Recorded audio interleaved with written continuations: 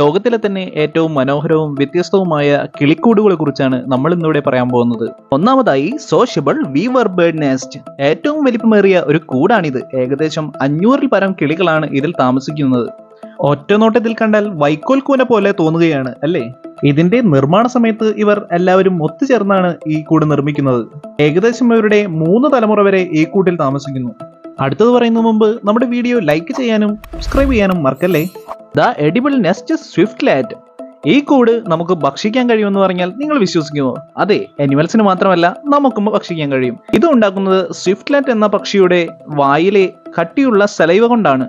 കേട്ട് നെറ്റിച്ചുളിക്കേണ്ട. ഏഷ്യൻ രാജ്യങ്ങളിൽ $4000 വരെ ഇതിന് കിലോയ്ക്ക് വില വരും.